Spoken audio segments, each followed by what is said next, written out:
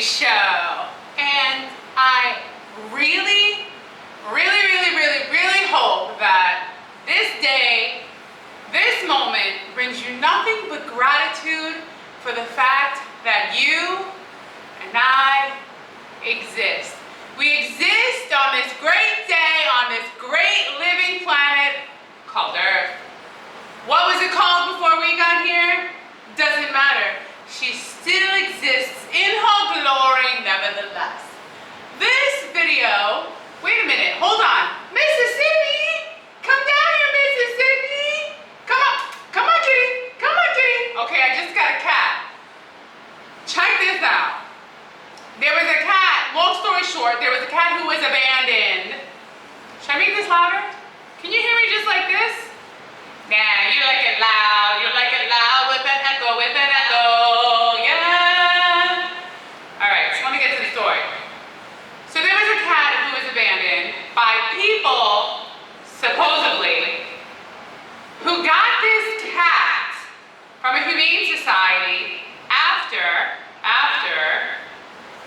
there was a flood in Mississippi. Do you remember when there were those horrible floods and there were hundreds of animals who were displaced because there was a flood and their owners could not get to them? So what did they do with these cats and dogs? Well, they put them on a bus or a truck or a van and led them to a humane society in another state. This state being Wisconsin. These people adopted this cat from Wisconsin who already went through the torture of a flood. A cat in a flood? Oh my Lord, poor little Mississippi. So now she thinks, all right, I got through the flood, I'm alive, I no longer have my owners, but now I'll have some new owners. Now, it's no easy feat to get a cat or a dog from a humane society. You have to first give references and show that you have a good home. I guess that's pretty much it. I guess it's pretty easy to get an animal from the Humane Society, but it is in fact a commitment you make for life. Long story short, they abandoned this cat, all right? And turns out, I thought she was like, I'm not kidding you, 4 months old. I was like, oh, I'm looking at her. Because rumor had it, this was the rumor from looking at her, that she used to be fat and perhaps she had kittens and we don't know where the kittens are. So now I'm hearing this and I'm like, no, I don't want a traumatized mother who lost her babies. You know what I mean? Like, I don't mind taking in a cat, but I'm more hurt for her because she's coming in, you know, no kittens. Turns out that was a false observation that people made about this cat, because when I met her in person, you could feel her belly, furry, and no evidence of milk. You know what I'm saying? So, we go over my boyfriend's mother's house, who is the one who this cat was basically at her door, screaming, meowing to get inside her home.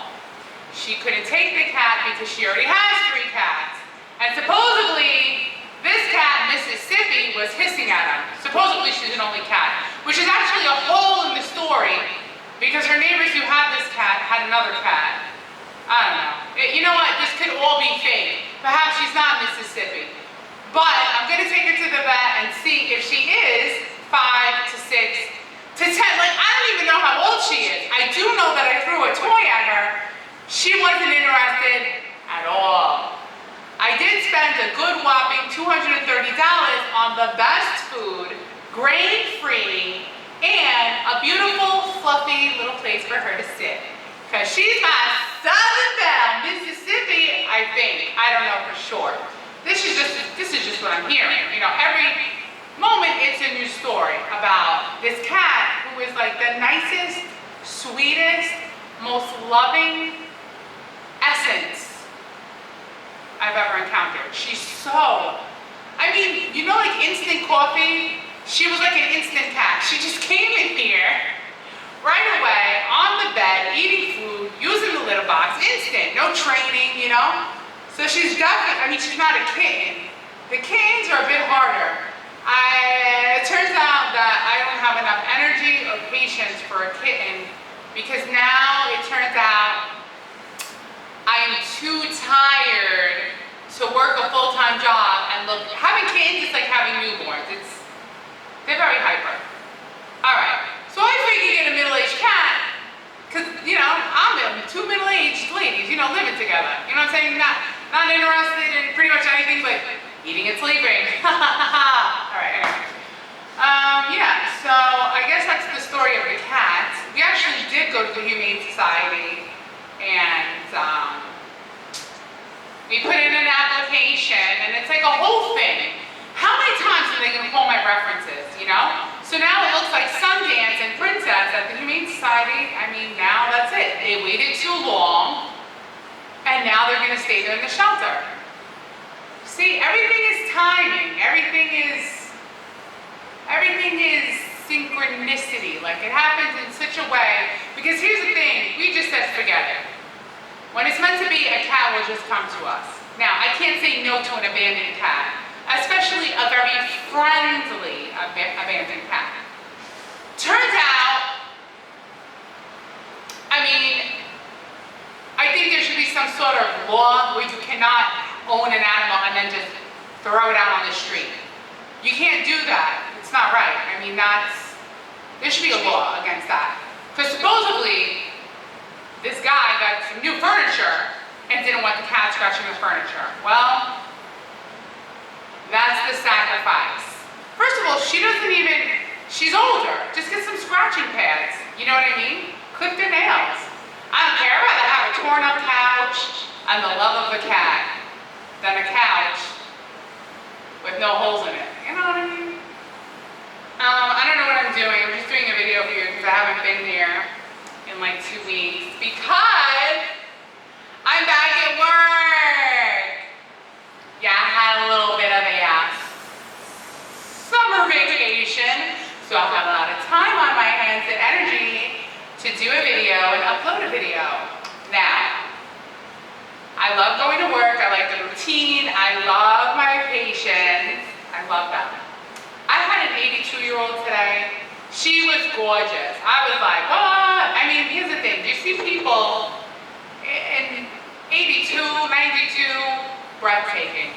I said, I want to be like you know? And so much personality. I love people. See, I'm a people person. You couldn't get me working from home. See, I don't want to work from home. I don't want to be on the phone.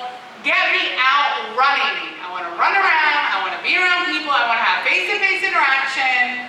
I want to really go deep on that small talk, you know? I won't even tell you, because I can't, the conversations I have with these patients. So blows my mind, the things that they tell me that are so personal, and I really cherish it.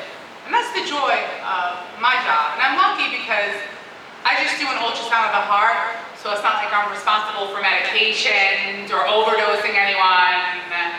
I see making a mistake doing that. But all I have to do is get good images of the heart, and then the cardiologist reads it. So simple. Simple! I'm like a monkey trained to do something, and I do it over and over and over again. And you just get good, you get good. So, have this thoughts about the spirit, and about the soul, and about our essence. Sometimes I'm like obsessed, because lately I'm just so happy. I know this sounds like I'm making it up. I'm not making it up. I feel so grateful to be alive and existing. Like I'm alive, and every day I'm alive. I'm like, it's another day. I'm alive. I'm here. You know? Because I don't know. Like even if I have 50 years left, it's not a lot. 40 years left, it's not a lot. Like I always see the end of everything. It's the beginning. It's the end. It's the beginning. It's the end. It's the beginning. It's the end. I'm not being pessimistic. I just see how fast time goes by and I'm like holding on.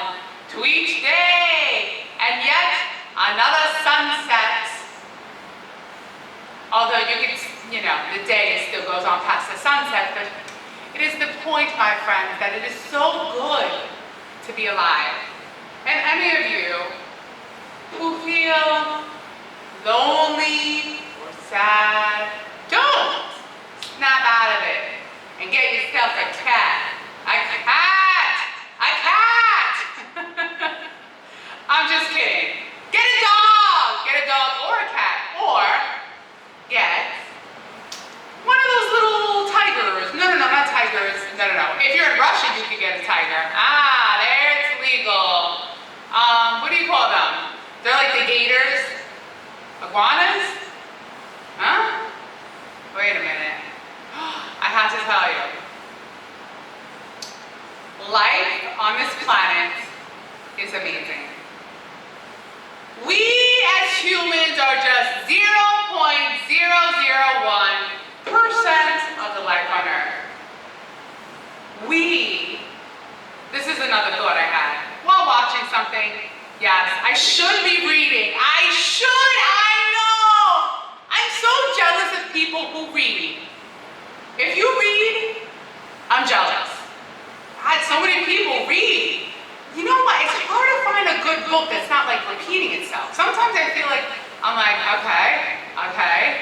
I don't know, you gotta train your brain to read, but then you need the right book to read. I read when I was younger. I'm not illiterate, I know how to read. But anyway, let's go back to this wonderful documentary I was watching about planet Earth and the desert cicada. Do you know anything about the desert cicadas? Oh my goodness, they are plentiful and they will eat the crops. Every year it happens. They are in northern eastern Africa, and then they actually cross the Red Sea into Asia. And they start off, look them up, they look like grasshoppers. They're part of the grasshopper family, but they're like also cicadas. So it looks like a bee and I already forgot what I was saying. Wait, what? Oh my God, see, this is why I need to read. I need to read. A grasshopper, there you go. See, my brain cells, the connections are weak because I don't read. I need to read. I'm going to Barnes & Noble and I'm buying a book tomorrow. Anyway, so it looks like a grasshopper and a bee had a baby. And it's called the desert cicada. Is that what I started off saying? I might be messing up because I need to read. Well, anyway, they travel 90 miles a day. They reproduce 20-fold. They eat 35,000 worth of food that people eat per day. It is astronomical. There are so many of them. They start off just hopping, then eventually they grow wings. I don't know why Red Bull doesn't use that in their commercials, because they really make a difference. Does Red Bull even advertise anymore? Everyone's drinking Celsius now, and the girls are drinking Alani Nu. Because we all need energy, because we're all tired, all the time, every day. When I look at people, and I talk to them, they look very uninterested, because they're tired. When you're tired, are you interested? All you want to do is go to sleep. So, back to planet Earth. So now that we're done with the desert cicada, is that right? Now let's talk about something that really upset me. There's this beautiful bird. It's called the albatross. Albatross bird, and it is the biggest sea eagle, and it exists on this little island above Hawaii. I think it's called Lihani. These birds, they're beautiful. They live 50 years. The longest it ever lived, 74 years. They have a nice long lifespan if they make it off that island.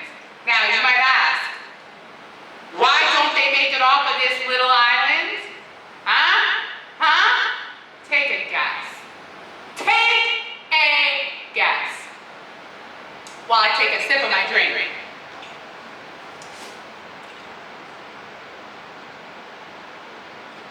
Oh yeah, that's good. Yum, yum, yum, yum, yum. Okay. So, you know why. Plastic! I don't know what is going on, but all the plastic is going to that one northern island, Lihani. I'm saying things wrong. But anyway, so these birds are dying before they even get a chance to get off the island and take their first flight. It has to be in July when the wind kind of picks them up off the island, their first time flying, right? Because they're the biggest sea eagle, okay, on the planet. Their mother or father, they come back to regurgitate some food for them before they take their first flight. Guess what? Guess what they bring back with them? Plastic. Not is it just plastic bottles and Tupperware and straws on the island, but even the regurgitated food is plastic. So, a good story is when they're able to hack up a lighter. A bad story is when you see them, they're dying because of plastic. And I have to watch it sad because I feel for these birds. Now, that's a problem that Mother Nature didn't create. That's a problem that humans created. I don't know why they just don't eliminate plastic. Just eliminate it. Not that hard. We can figure it out, right? So, now, if the albatross bird, it's a weird name, albatross, remember the largest sea eagle, you can look it up, survives hacking up plastic, now it has to make it take flight, which is very difficult. And guess what? They're all getting attacked by the sharks! I said, Madon, life is a struggle. It is a struggle. I mean, humans, here's the thing with humans. I know there's parts of the world where we're suffering, there's no food, there's no water. But then most of us, the ones that still look not so happy, have food, have water. Every other species, when you're watching, their whole life is to reproduce, find water, and find something to eat. That's it. That's it. Humans, we need purpose, we need something to do, we need a 401k, we need a retirement. What are you talking about? This giant, largest sea eagle, albatross, doesn't even make it off its island because of the plastic that we create. Which, I don't understand why it's not going to all the other islands. It seems to just go to this island. I mean, not very nice. So now, it shows all these birds, and the black-footed bird is always the first one to take flight. Now you see the sharks, they're all feasting. They're feasting, they're waiting. They know when these birds are about to take flight. That's Mother Nature, right? I guess she left enough birds that they'll take off, but they're having a harder time because of the plastic. All right, now, let's talk about something that really, you thought that upset me? No, it gets worse. Now we're going to talk about, wait a minute, hold on, it's going to come to me. See, I need to read. Liz, read. Oh my God, what is it? Okay, they're in the ocean. What is it? They got the big horns here. What is it? Oh, I can't stop this video. Okay, she's in the water with her pup. Okay. All right. It'll come back to me. Let's go to the walrus. See? Everyone, please put in the comments, Liz, read. Do something for your brain. The walrus. See? Okay. So now I'm watching about the walrus. Oh, the walrus. It looks a little bit like the bearded seal, which they're big boys and big girls. You ever see them? Ooh, they're plump. Now listen. I felt greatly for this walrus and her baby pup. Now, the pup has to be with the mom for 3 years. Mom has to look after the pup. Okay? Now, as the narrator is going along with the seasons and the earth and how things happen, of course it shows that there's like Very little ice left for them to float on. By the way, who's ever filming this, congratulations, because not only are you filming the walrus and her pup on this piece of ice, they're also filming her in the water with the pup, who proceeds to get on her back because the pup can only swim so long. So now let's get to what upset me. So here's the walrus with her pup. Now remember, in nature, just like the deer and the baby deer, okay, forget what I just said. You have to leave to get food. You're with your baby. It would be like if you just gave birth, you gotta leave the baby now and get food. But there's a risk you might not come back to the baby. That's pretty terrifying, right? I mean, maybe 2 million years ago humans had to face that. Maybe in some areas you still do. But listen, walruses have to deal with that now. All right, so the female walrus, she's looking for, now 3 times, she's under the water, she's looking for a group of other female walruses that will support her and watch her pup so she can get food. All right, so she's swimming, right? She gets to the first ice, what do you know? The pup can't get up the ice. The ice is too thick. And I'm like, oh my God. What do you know? Has to keep going. Strength, mental, physical, right? They don't go to any seminars, they just keep going. She goes to the next block of ice. This one, what do you know? It's just right. The pup is able to get on this piece of ice. But what do you know? The other walruses are like, I mean, they're like attacking her. They pushed her and her pup back into the water. I'm like, life is cruel, right? They say people aren't nice to people, walruses aren't nice to other walruses. I guess it's, I have a whole world. Nobody's nice. All right. So, no, I mean, she was looking for the white walrus, didn't find her. So then she gets to the third piece of ice. Gets up the piece of ice. Nobody's there. Nobody's there. By the way, the person filming this had to have a lot of patience because he followed her from that first piece of ice in the water, second, third, and fourth piece of ice. There you go. And that's where the story ends. Then we have the polar bear. You can't tell me that you don't fall in love with a polar bear every time you see one on the television. You're like, ooh, I love that polar bear. Especially when it comes out of the water and it's all wet. So cute. That thick, white fur, right? Is it fur? Anyway, so then we go to the polar bear. Same problem. Can't find anything to eat. And then I'm thinking to myself, God, look at me. I'm sitting here. I'm full. I got water. I could have been a polar bear. I could have been a walrus. I could have been an albatross eagle. Suffering to just find food. That's why I'm saying you should all be appreciative. If you're watching and you have food and water, check, you're doing good. And obviously you have the internet, another check, you're watching this, right? Anyway, let's get back to the polar bear. So the polar bear tries 3 times, number 3, special number, doesn't always work, couldn't find anything to eat. He had 3 chances, and I did feel bad for the bearded seal, but I also felt bad, like who are you rooting for, the seal or the polar bear, you know what I mean? It was you should have seen that big bearded seal. It was like, I mean, it woke up fast when I saw that polar bear and dove right into the ocean. This is all, in the Atlantic. Is it Antarctica? Wait, I need to read. You see what I'm saying? This is why I need to read. Read, people. I'm going to read. Not you. I'm sure you read. I'm sure you read. I don't read. I used to read. See? You see this?